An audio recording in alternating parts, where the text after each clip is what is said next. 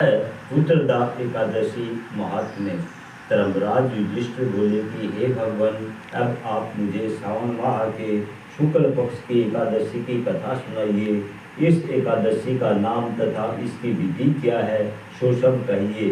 श्री मधुसूदन बोले कि हे राजन, अब आप शांतिपूर्वक सावन माह के शुक्ल पक्ष की एकादशी की कथा सुनिए।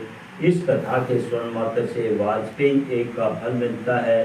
द्वापर युग के प्रारंभ में महिष्मती नाम की नगरी में महीजीत नाम का एक राजा पुत्रहीन था।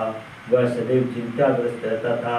उसे वह राज्य दुखदायी प्रतीत होता था, क्योंकि पुत्र बिना इस लोक और परलोक दोनों में सुख नहीं है।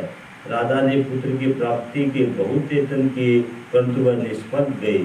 जब वह राजा वृद्ध होने लगा तो उसकी चिंता भी बढ़ने लगी।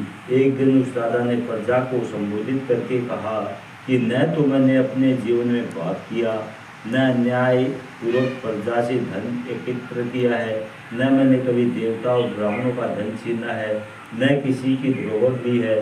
मैंने प्रजा को सदैव पुत्र की तरह पाला है। मैंने अपराधियों को पुत्र और बांधों की तरह दंड दिए हैं।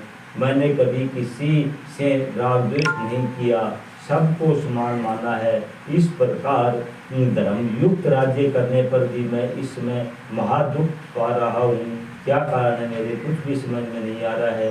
राजा महीजीत की इस बात को विचारने के लिए मंत्रीगण आदि वन को गए। वहाँ वन में जाकर उन्होंने बड़े बड़े मुनियों के दर्शन किए।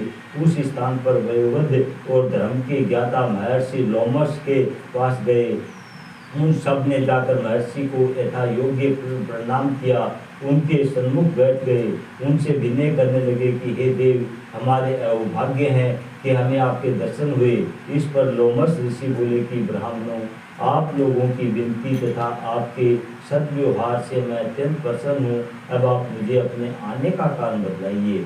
मैं आपके कार्य में अपनी शक्ति के अनुसार अवश्य ही पूरा करूँगा, क्योंकि हमारा शरीर ही परोपकार के लिए बना है, इसके किंचित मात्र भी संदेह नहीं है। लोमस ऋषि के ऐसे वचन सुनकर सब बोले कि हे महर्षि, आप हमारे समस्त बातों को दानने को ब्रह्मा से भी अधिक हैं।